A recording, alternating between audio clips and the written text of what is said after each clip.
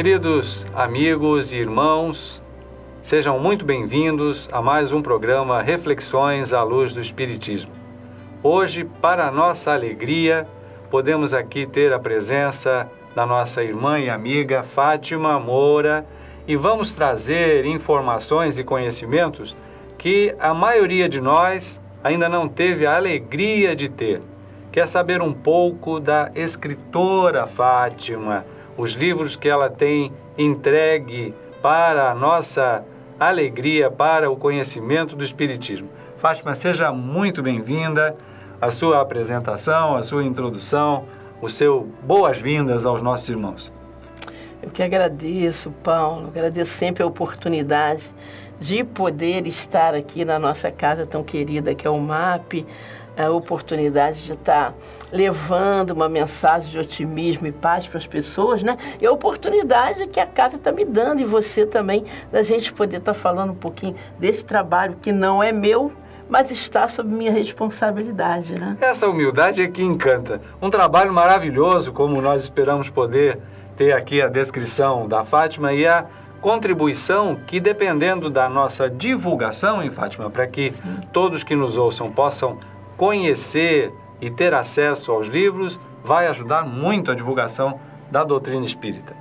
Então, Fátima, nessa linha, quantos livros você escreveu para nós ficarmos felizes de conhecer? E se você pode citar alguns, sim, de preferências. Eu estou publicando o livro desde 1990. Quando eu fui para o Leon Denis, né? Eu cheguei em 90 lá no Leon Denis, a gente está publicando o livro desde 90. Eu acabei de publicar o meu 44º livro, né? Que se chama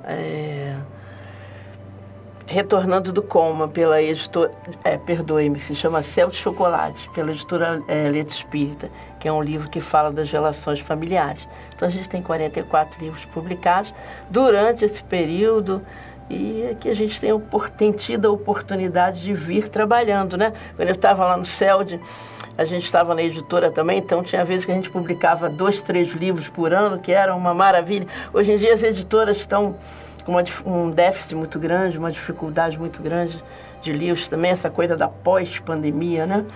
E a gente está voltando ao normal aos poucos, mas a gente está com 44 livros publicados. Tem muita coisa no prelo para sair ainda, hein? Isso é que impressiona. Você diria que esse volume de criação é muito por conta do teu envolvimento nas casas espíritas e essa sinergia quase que direta com a doutrina e o seu trabalho? Eu creio que a espiritualidade, ela tem urgência de passar, de nos dar esse alerta, né? Tão importante, que chega também através dos livros, né, Paulo?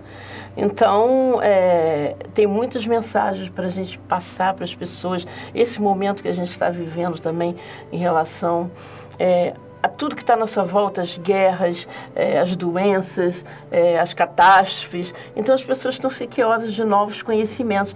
E através do livro também, né, o livro espírita, porque a gente não tem livros doutrinariamente falando fechados, né, para os espíritas mais ortodoxos, mas a gente tem livros onde a gente fala de doutrina nas entrelinhas.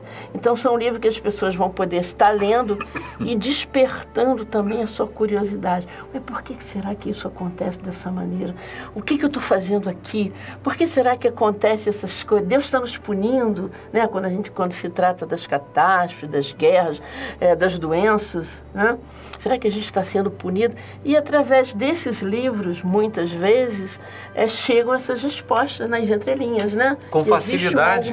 Com mais facilidade. A comunicação atualíssima, né? Como você, inclusive, além de escritora, você é jornalista, tem um perfil voltado para a área de comunicações? Sim, eu comecei como jornalista, né? Minha primeira graduação foi jornalismo, comecei a trabalhar com comunicação. A menina tímida que eu era foi buscar comunicação para poder se movimentar melhor.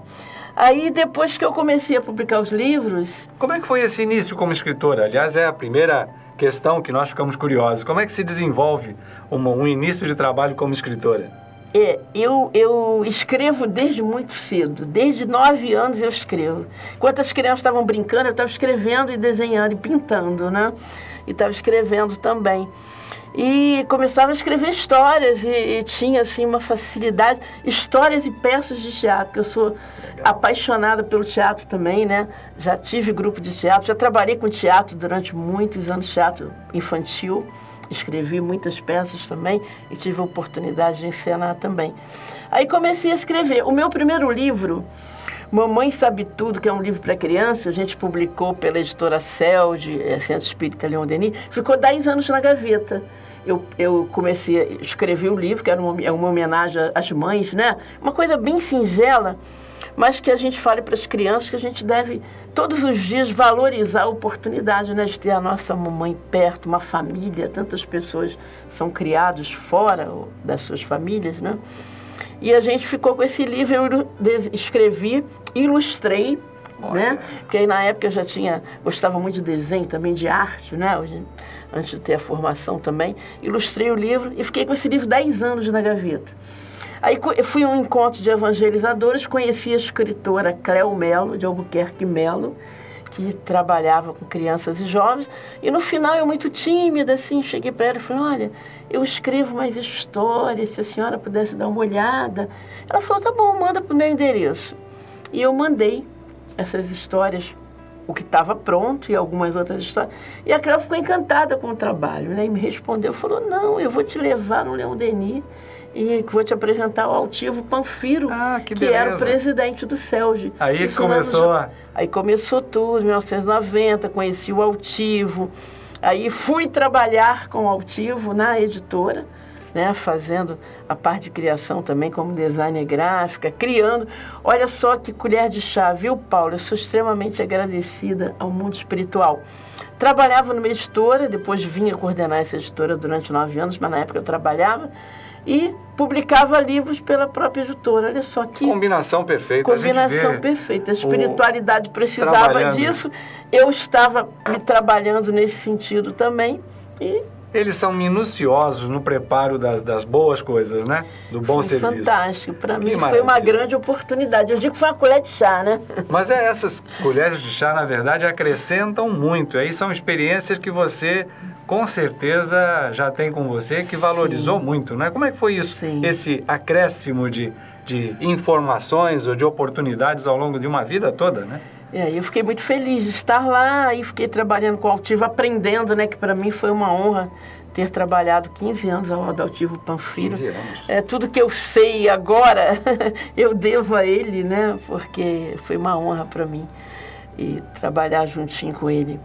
Ele conhecedor da doutrina espírita e aquela pessoa carismática, maravilhosa que ele foi e continua sendo no mundo espiritual, né?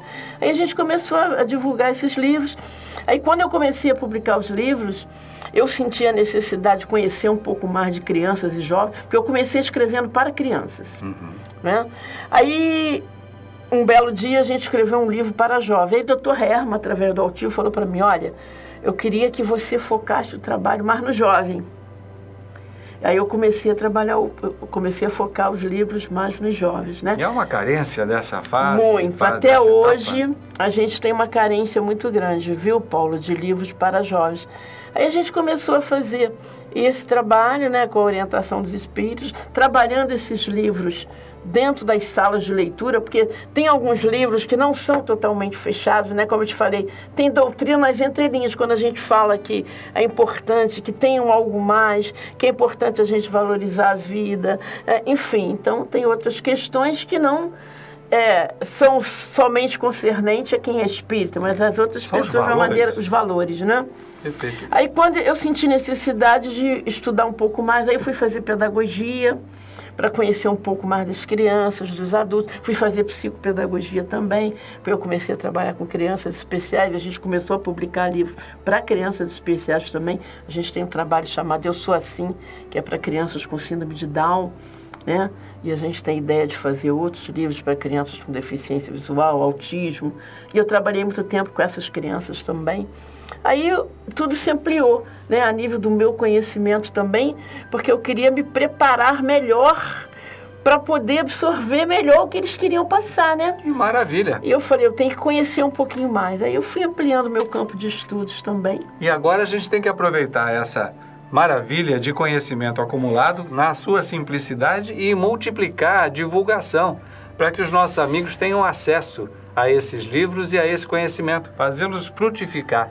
Como é que você vê, já que você é divulgadora dessa literatura espírita e dos livros há vários anos, como você vê essa aceitação do livro? Já puxando um pouquinho para como é que é esse mercado, vamos dizer assim, porque a gente não tem muito conhecimento a respeito disso, né? Ao longo desses anos todos. Sim, a gente vê que o mercado ele tem se expandido bastante, né? Até agora com a história dos livros digitais, né? As pessoas têm mais acesso também. Isso é muito valoroso. Acredito que isso seja bastante importante. Em qualquer livraria de shopping, hoje em dia você encontra um livro espírita também, a seção lá dos livros espíritas, né? Essas grandes livrarias dentro de shoppings e tal. E era uma coisa que era mais segura, mais restrita, né? E a importância disso, qualquer pessoa tem acesso a um livro que fale das verdades, né, da vida, que fale das oportunidades que nós temos, que a vida não é só isso que a gente tem à nossa volta, que a vida não é só o materialismo, as roupas que a gente veste, o calçado que a gente calça, mas que a vida é a oportunidade que a gente tem de progredir e melhorar, né? E eu acho que as pessoas já respeitam mais, já entendem mais essa mensagem. A gente vê pelas redes sociais também que as pessoas estão carentes de saber um pouco mais, de ter respostas. E as respostas ao nível da linguagem que o jovem ou quem vai ler assimila com mais facilidade, com mais naturalidade, não é? Sim, com certeza. É muito mais importante. Você falou em jovem, né? A gente vê hoje em dia o Brasil, eu falava disso essa semana, o Brasil é considerado agora, no momento, o terceiro país em relação à morte de jovens por suicídio. Nossa! Olha que coisa incrível, né? E a gente tem um número muito grande de jovens que acabam com a própria vida. Então, a importância de você, de que esse jovem tenha acesso a um livro, né, onde ele entenda que ele não adianta, se ele retirar a própria vida, ele não vai encontrar com a namorada que ele perdeu, com a mãe ou com o pai, ou ele não vai tirar aquele desespero que ele sente, né? Que na realidade a nossa vida nos é dada por Deus e que só Ele tem esse direito de realmente dizer quando é que nós vamos chegar, quando é que nós vamos voltar, né? Então a importância de tudo isso, a dependência química, as drogas, a gente está vivendo um mundo aí onde muitos jovens estão voltados para a droga, para a dependência química também, e a importância de um jovem ter esse tipo de informação, né? Ah, morreu, não, acabou tudo, eu vou me matar. Não, não acabou, muito pelo contrário, nem começou. Nem começou. Nem começou, né? E os livros certamente devem permitir um despertamento com noções que no íntimo, o jovem, como todos nós já fomos, tem essa busca de compreensão, de entendimento do que eu sou, o que eu estou fazendo aqui. Eu gostaria muito, Fátima, espero ter oportunidade, você já me cedeu 2 livros belíssimos, eu quero ver também esse sobre o suicídio, vou procurar me informar. Aliás, fazendo um parênteses, você disse que pela internet os nossos amigos podem ter acesso a essa literatura? Sim, com certeza. Esse de suicídio se chama... Os mais recentes é o Minhas Mães Vivem em Outro Mundo, que é uma publicação da editora M, que é lá de Capivari, São Paulo. É um livro que a gente trabalha muito até hoje. E é um livro, e é muito interessante, viu, Paulo, que esse livro nasceu de um dia eu estar aqui no MAP, né? E o companheiro, o Show, me pediu para atender 2 jovens, um de 15 e um de 17, que tinham atentado contra a própria vida. E eu cheguei em casa tão desolada com aquilo, que quando eu sentei em casa, em frente ao meu computador, o companheiro eu não vi, mas ele me disse, eu ouvi, quando ele falou comigo, ele falou, olha, eu vou te ditar um livro que vai falar sobre o assunto, sobre suicídio. Você está tão transtornada com isso, tão mexida com isso, porque você precisa passar essa mensagem também, porque você foi suicida. Ah, olha aí. Em uma encarnação anterior. Por isso o transtorno tão presente, né? E aquilo, por isso você está tão mexida. Eu sempre fiquei muito mexida com esse assunto. Eu sempre gostei muito de Dona Ivone Pereira, aqueles trabalhos dela que focam muito no suicídio. Eu tenho um carinho, assim, muito grande por Dona Ivone. Sempre li muito aquelas obras de Dona Ivone. Memórias no Suicídio, que é um livro grossão, mas é um livro que eu li muito jovem também. E aquilo sempre me trouxe, assim, uma angústia, uma coisa muito difícil de trabalhar, né, internamente. Eu ficava muito triste quando eu lia aquilo, muito motivada com aquelas pessoas. E foi quando esse companheiro, é o único livro que a gente tem, porque geralmente eu publico livros muito com um companheiro chamado Glauco Merradier, mas esse é o Luiz Inácio Florentini, que eu não conhecia. E ele falou, eu vou te ditar esse livro porque você também foi suicida. E é por isso que você está tão mexida. Testemunho direto tem um valor imenso, né? Imenso, apesar de ser um romance, né? Não está envolvida ali, mas é um alerta, né? Uma sacudida nas pessoas, né? Para que a gente possa valorizar essa beleza que está à nossa volta. E esse tema a gente então identificou claramente que você tinha até uma razão talvez própria para trazer, que é do tema muito importante do suicídio. Sim. Mas de maneira geral, como vêm essas ideias para a elaboração de novos livros? Eu me considero uma pessoa bastante curiosa, viu, Paulo? Bastante uma pessoa curiosa, uma pessoa que está sempre muito acionada em relação à vida, às coisas, né?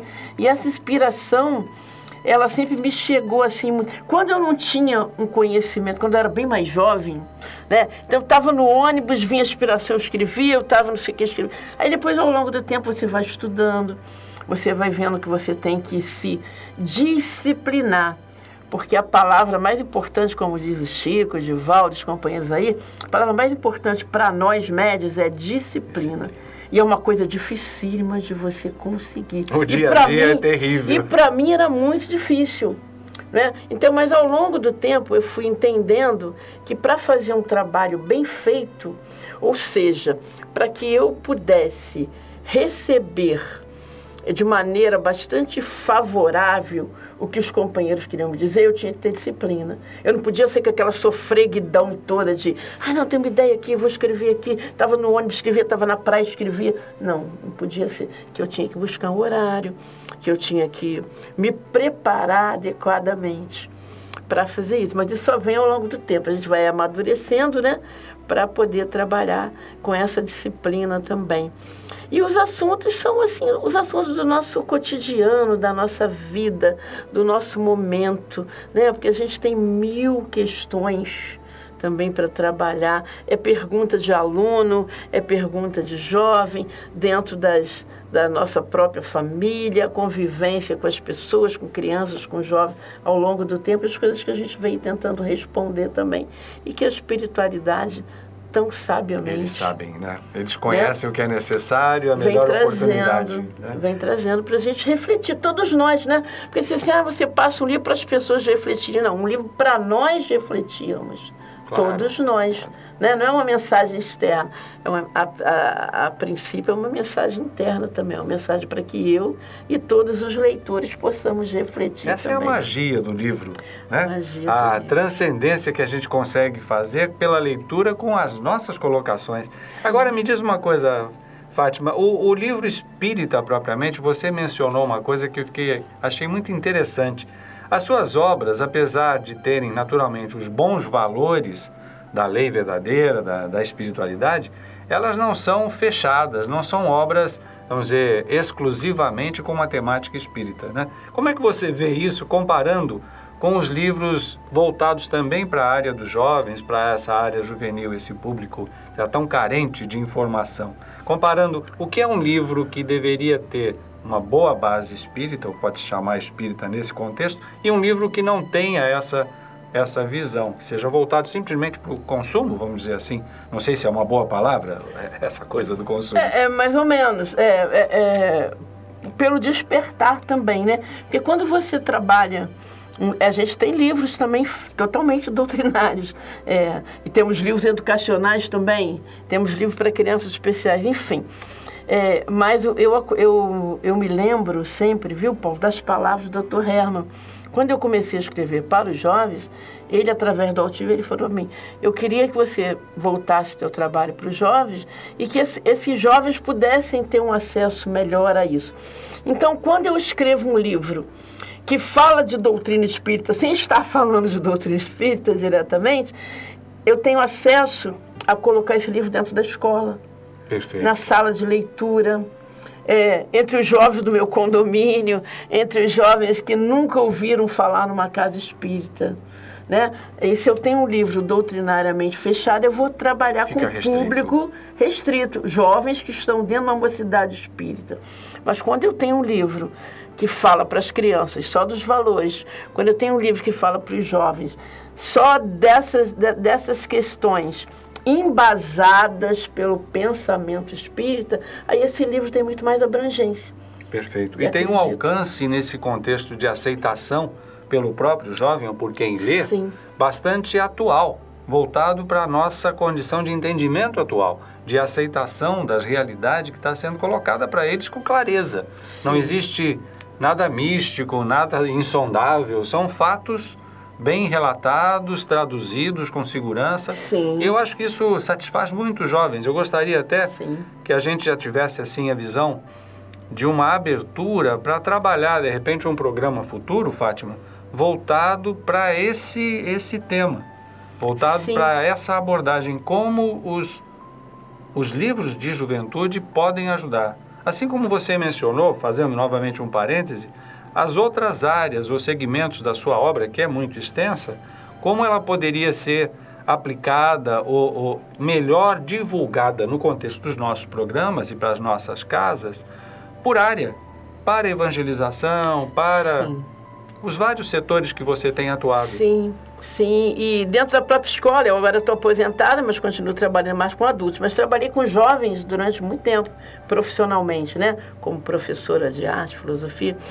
E eu sempre encaixei muito a literatura, mesmo trabalhando como professora de arte, eu sempre introduzia a literatura dentro das aulas, porque o jovem ele já tem aquela cultura do não gostar de ler, né? O mundo é muito sedutor, né? Então o jovem prefere muitas vezes estar lá numa festa, estar numa balada, ou estar jogando um videogame do que estar lendo um bom livro. Então é um processo. É uma sementinha que a gente planta. Então, eu sempre dava um jeitinho de dentro das minhas aulas de filosofia. Filosofia era mais fácil, que eu sempre dava um jeitinho. Mas quando eu trabalhava só com educação artística, eu sempre dava um jeito de colocar o livro na história, para que a gente pudesse também, além da arte, a gente pudesse estar trabalhando a literatura também. Maravilha. E questionando um pouco a nossa realidade. Quem sou eu? O que eu estou fazendo aqui? Por que eu estou aqui? Estou a passeio, vim tomar uma Coca-Cola. O que eu estou fazendo aqui? O que a vida espera de mim? E é interessante que isso leva a pensar como colocar os temas que são aí fundamentais na doutrina espírita, da mediunidade, da reencarnação, para esse grupo de jovens, Fátima. Isso é que ficou aqui uma curiosidade, como adaptar isso, né? Sim, a gente vê muito dentro da própria escola mesmo, independente da questão religião, a mediunidade está aí, né? Ou seja, evangélico, espírita, e a gente vê muito isso entre os jovens. O jovem é muito curioso sobre esses temas, né? Filmes de terror, brincadeira do copo, que a gente cansou de ver dentro da escola, né? Aquelas tábuas, Ouija e aquelas coisas todas. O jovem tem a curiosidade muito grande nisso. E quando você pode mostrar para ele que esse assunto não é um assunto sobrenatural, mas é um assunto natural que precisa ser bem compreendido, com certeza ele vai entender e olhar isso com outros olhos. A gente vê muito essas questões dentro da escola. Professora, hoje eu cheguei aqui me sentindo tão angustiado, com uma vontade de chorar. Aí você começa a conversar, fica aquele jovem, está com uma questão de mediunidade muito aflorada, mas você acredita? Não vou a lugar nenhum, meus pais não me deram nenhuma orientação religiosa. Quer dizer, você vê que a pessoa está totalmente perdida em relação a isso. Esse é um ponto fundamental, Fátima, até para as casas mesmo espíritas, né? Sim, para as casas espíritas. Tratarem isso, abrirem as portas para isso, né? A gente vê o jovem dentro das nossas casas espíritas sequiosos disso também. E as casas espíritas precisam preparar os evangelizadores para trabalhar com isso, trabalhar esses jovens de uma maneira mais voltada para a mediunidade, não só para o estudo, mas para o despertar da mediunidade também, que é super importante. E vai ajudá-los a desenvolver, a se entenderem e a conseguirem tratar as dificuldades ou os problemas que eles estão efetivamente tomando contato, né? Sim, interessantíssimo. Com certeza, Paulo. Tem muita coisa assim boa, interessante para a gente poder realmente trabalhar. Tem um livro teu, estou vendo aqui no texto que você me passou, que é Criança Quer Saber, onde você tem as perguntas mais comuns, mais frequentes para isso? Sim, o Criança Quer Saber também é lá da editora M. Capivari, São Paulo. Tem o Criança Quer Saber e o Jovem Quer Respostas. São dois livros que têm uma aceitação muito grande, já estão assim, foram feitas muitas edições já. Publiquei esses livros em 2007, 2008 e até hoje já tem muitas edições, porque muitas casas espíritas adotaram esses dois livros, né? Tá vendo, gente? Que coisa importante, a gente não faz ideia. São as 15 perguntas, o Criança Quer Saber, as 15 perguntas que as crianças mais nos fazem. O que é Deus? O que eu devo pedir na prece? O que é reencarnação? Para onde vão as pessoas depois que morrem? Olha. E a criança, eu consegui fazer um manual onde a criança aprende essas questões brincando, viu, Paulo? Ludicamente. Olha. Então, ela faz palavras cruzadas, ela tem o quebra-cabeça das virtudes, onde ela tem aquelas palavrinhas, ela vai resolvendo o livro, internalizando essas questões. Aí o sucesso do livro foi tanto que o meu editor lá de São Paulo, vai fazer alguma coisa para o jovem? Eu falei, vamos. Aí a gente fez o Jovem Quer Respostas, onde são as 15 perguntas que os jovens nos fazem. Devo namorar ou ficar? Devo fazer sexo antes do casamento? E os que têm a opção da homossexualidade, que é um assunto bastante atual agora para a gente, né? O que é ser um homem de bem também tem. E no final desse livro tem uma atividade que eu chamei de no mundo do conhecimento, onde a família pode aprender doutrina brincando, que é um jogo. E as pessoas vão jogando, vão fazendo perguntas uns para os outros. E é um trabalho assim que as pessoas gostaram bastante. Vai chegando para as famílias também. Então, que maravilha. Da família trabalhar isso junto, no culto do lar, para quem já faz, né? Ou então para o criança, é para ser usado com crianças de 2 a 12 anos, porque é um nível de crescimento das perguntas mais simples até as mais elaboradas, que é o brincando de escritor. Aí eu dou um tema, a criança desenvolve, brinca de escritor, e assim a gente vai passando esses conceitos. Maravilha. Você me disse que o livro Minhas Mães Vivem em Outro Mundo, sim, apesar de direcionado ao público adulto, também trata do suicídio. Sim. E nessa condição, a gente hoje enfrenta uma verdadeira crise, né, relacionada a isso. O que é que me diz a respeito disso? Por que há tanto sofrimento nessa linha, com essa fatalidade, né, acontecendo para tantas pessoas? É a questão do ser e não do ter, né? Os jovens, as pessoas, de alguma maneira, elas estão assim um pouco despreparadas para as questões que lhes são impostas muitas das vezes, né? No caso do jovem, o jovem que tem aquele sentimento de querer possuir aquilo que ele não pode, né? Porque a mídia cobra muito, né? Você, para ser uma pessoa bem-sucedida, você tem que vestir a roupa da marca tal, calçar o tênis da marca tal, morar no condomínio tal, não é? Então, é uma cobrança muito grande. Se não houver uma base muito boa, familiar, que as pessoas não são a roupa que vestem, nem o calçado que calçam, nem o condomínio onde elas moram, que elas são os valores, né? Esse jovem se sente muito perdido. A questão do racismo, da homofobia, enfim, todas essas questões também ficam bem gritantes. E para as pessoas também, às vezes as pessoas se tornam fragilizadas. A gente vê isso dentro das nossas casas espíritas, atendimentos fraternos, né? As pessoas desesperadas porque acabam uma relação, terminam um casamento, porque perdem um filho. Enfim, as pessoas estão extremamente despreparadas para isso e elas ficam realmente achando que o suicídio vai... Né? Porque, na realidade, o suicida não quer morrer. Ele só quer matar aquela dor. Né? Na realidade, ele não quer morrer. Ele quer matar aquela dor momentânea que está consumindo ele. E ele acaba buscando esse ato impensado. É um assunto muito forte e muito importante que daria, assim, para a gente fazer. Vamos ter vários programas, milhões com de certeza. programas falando sobre esse assunto. Falando nisso, a proposta que nós vamos procurar levar adiante é de criar novas oportunidades de programas abordando por tema. Aí os nossos amigos que queiram conhecer melhor os temas de evangelização, o problema dos jovens, o problema dos adultos com a literatura que possa mais facilmente ser assimilada para a absorção desses conceitos que são da lei natural. Na lei natural. São mais do que espíritas, na verdade. Sim. Não são questionamentos espíritas, né? São questionamentos da vida. Da vida. E assim, é interessante ver como outros escritores, mesmo não tendo esse carimbo de espíritas, como a Cecília Meirelles, por exemplo, que você menciona no seu material, ela não era espírita, mas se dedicou totalmente a vida toda às crianças, né?